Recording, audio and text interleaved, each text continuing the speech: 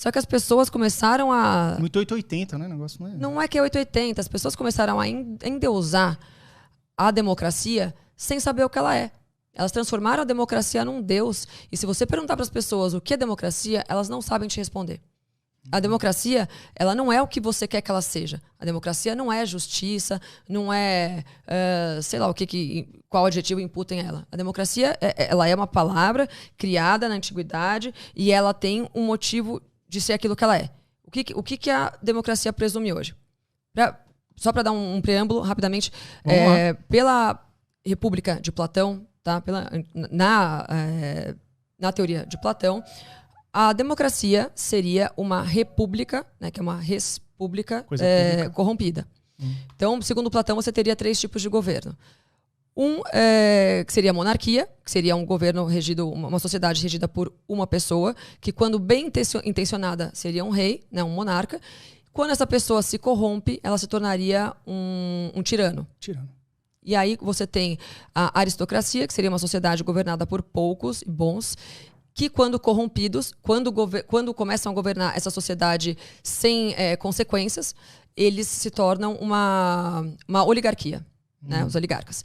E aí você tem a república, né, que deu origem ao nome, né, a República de Platão, que quando corrompida se torna uma democracia. Então, o conceito de democracia por si só já é ruim. Nunca foi uma coisa boa. Ele começou a ser usado como algo positivo depois da independência, não. Sim, desde que o Brasil se transformou numa república, desde 88, né? Nova Constituição e tal, a redemocratização. Desde 1880... 88, 89. 89. 89. Então, a gente já se abraçou em cima dos conceitos de uma democracia e não de uma república. Porque mais que a gente tenha tido o nome república... Então, na verdade, são conceitos distintos que as pessoas estão confundindo um pouco. Sim. Muito bom você explicar isso. Sim. E aí a democracia parte de alguns... A república te torna mais livre por essência, tá?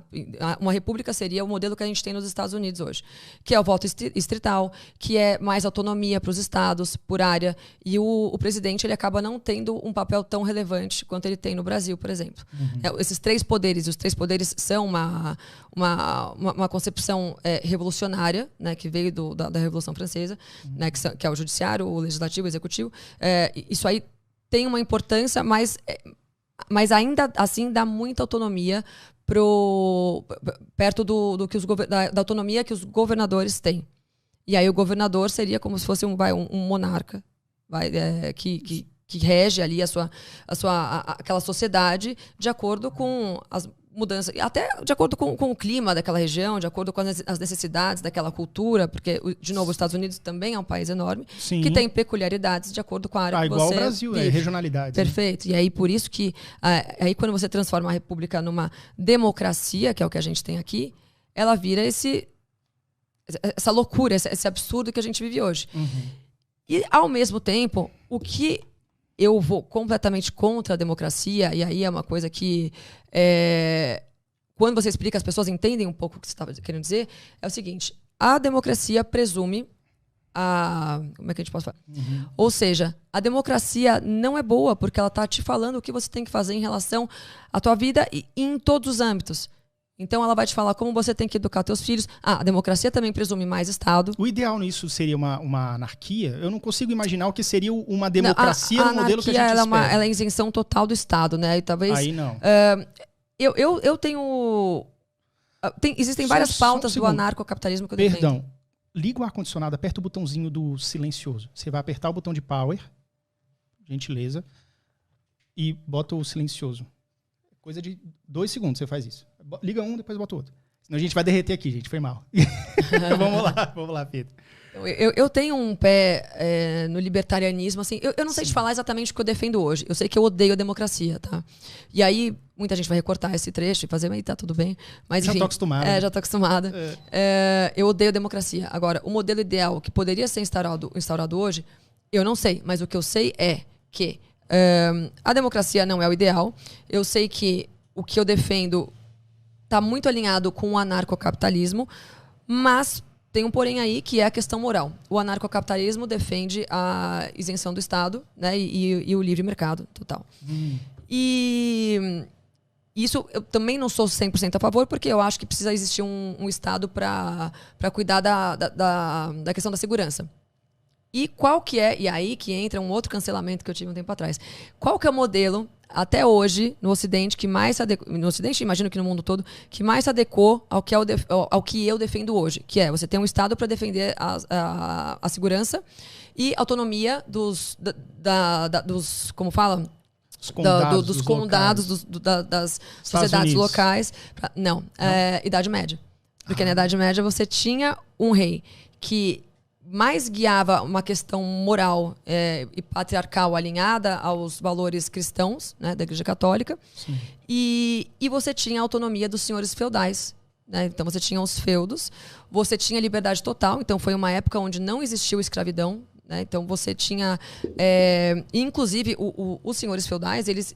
Era uma sociedade que se complementava como um todo, porque você tinha os senhores feudais que ditavam as regras ali nas terras dele, onde os camponeses podiam usar essas terras para plantar, para sustentar a própria família, para construir a casa deles. Em troca, eles davam 1/3 do que eles recolhiam para o senhor feudal, e o senhor feudal dava, ao mesmo tempo, a proteção para esses camponeses, porque vamos lembrar que era uma época onde existiam invasões bárbaras, né? Então os bárbaros invadiam, matavam todo mundo. O próprio conceito dessas comunidades, que a gente imagina cidades assim da Idade Média, você tem os camponeses ali, o pessoal cultivando ali grãos, e aí tem uma cerca em volta. Então essa cerca, o muro da cidade, era o senhor feudal. Exato. E aí, quem estava ali dentro, pagando o seu imposto de 1/3, estaria protegido. E não era obrigatório também. Era um negócio assim, se você tiver... se você colher tanto, tiver para tua família... E aí ele podia vender, ele podia comercializar aquilo que ele estava plantando. Não, perdão. O que era... Vou voltar. O que ele poderia fazer? Ele podia plantar para sustentar a família dele. Ele plantava para pagar essa porcentagem como imposto, em troca de proteção, em troca de uma série de coisas. E o que sobrasse ele poderia comercializar. E aí existia a questão do livre comércio. Ninguém proibia ele de ir para as feiras vender o produto dele, tanto que daí surgiram os burgueses e os novos ricos, porque alguns camponeses, algumas famílias se tornaram ricas, né, vendendo o produto delas, tal, e acendendo. Começou a aumentar a produção, vendendo mais. Né? Exatamente. Entendi. Então o comércio era livre, né? Então agora você vai me falar como é que isso poderia ser aplicado nos dias de hoje? Eu não sei. Talvez mais perto de uma república, como a gente tem nos Estados Unidos. O exemplo que eu dei dos Estados Unidos, do tipo estados. Assim, os estados tem estado com pena de morte, tem estado que não tem. Tem um estado que é a Califórnia, que, se eu não estou enganado, parece que é de boa você roubar até $100 de uma loja. Sim. Aí, porra, o pessoal todo dia lá fazendo pequenos furtos até o teto de... E aí... Sim, é bom, mas ainda não é o ideal. Né? E aí entra também a minha parte monarquista. Né? Que aí mas você quer que...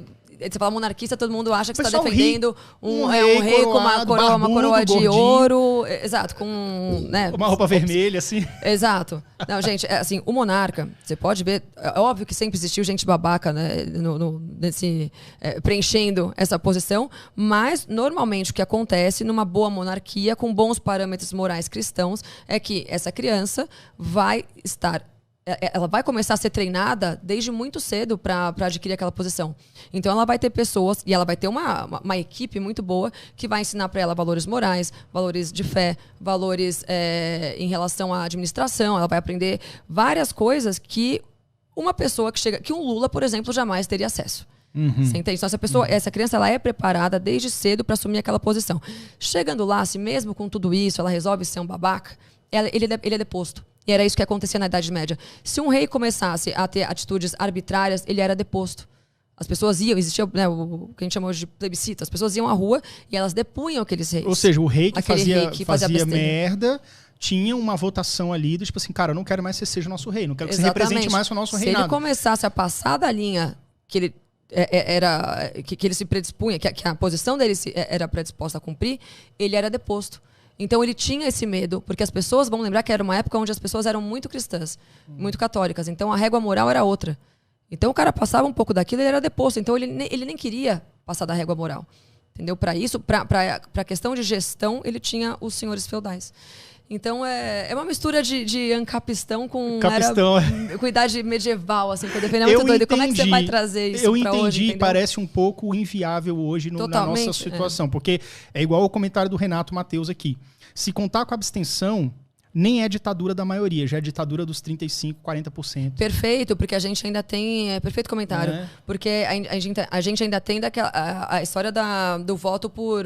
Né, dos expoentes dos partidos que puxam um monte de voto. Então a gente tem injustiças nesse sentido. Você tem, por exemplo, o Adrilles Jorge, que teve 100 mil votos, mais de 100 mil votos, por São Paulo e não entrou. Só que você teve candidatos do PL de 60 mil, 70 mil votos que entraram. Caramba. Ou seja, no sistema democrático em que a gente vive, nem sempre os parlamentares, aliás, nem sempre não, eu te digo que a maioria, pelo menos a metade que está lá, não está eleita pela maioria do povo.